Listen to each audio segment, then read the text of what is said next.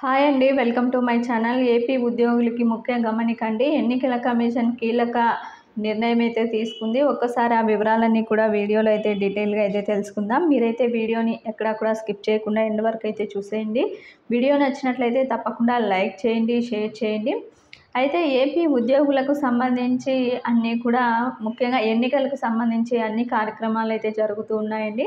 ముఖ్యంగా ఇప్పుడైతే నామినేషన్ల పర్వం అయితే జరుగుతోంది. అదేవిధంగా ఇంటి నుంచి ఓటు వేయటానికి అంటే పోస్టల్ బ్యాలెట్ అంటే ఉద్యోగులు కానీ ఎవరైనా పోస్టల్ బ్యాలెట్ ద్వారా ఓటు వేయాలి అనుకున్న వారందరూ కూడా వారికి మే 3వ తేదీ నుంచి అయితే అవకాశం రావటం జరుగుతుంది.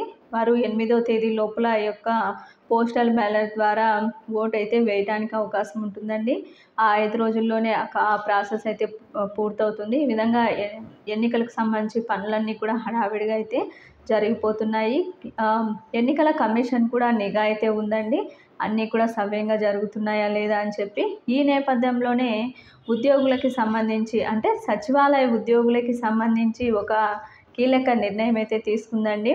వారిని కూడా ఎన్నికల విధుల్లో అయితే చేర్చుకోవాలని చెప్పి, అయితే వారికి ఎలాంటి పనులు అప్పగించకుండా ఓన్లీ ఓటు వేసిన తర్వాత వేలికి ఇంకు పెట్టడము, అదేవిధంగా మన యొక్క ఓటు అంటే ఓటర్ల ఓటు లిస్టులో ఉందా లేదా ఊరికే చూసి చెప్పడం తప్ప మిగతా ఏ పనులు కూడా అప్పగించవద్దని చెప్పి స్పష్టం చేయడం అయితే జరిగిందండి. ఈ విధంగా గమనించాలి. ఇక మిగతా ఎలాంటి పనులు చేసినా కూడా ఖచ్చితంగా కఠిన చర్యలు అయితే తప్పవు. సచివాలయ ఉద్యోగులు ఈ విషయాన్ని అయితే 1కి 10 సార్లు గమనించుకోవాలండి.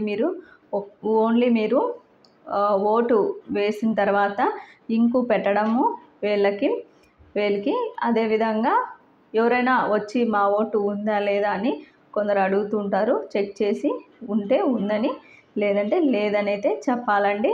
ఈ పనులు తప్ప మిగతా ఏ పనుల్లో వారిని భాగస్వాములు చేయొద్దు అని చెప్పడం జరిగింది.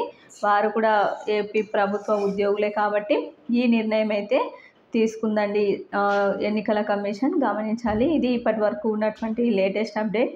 మీకు ఈ వీడియో నచ్చినట్లయితే తప్పకుండా లైక్ చేయండి, షేర్ చేయండి. Thank you for watching.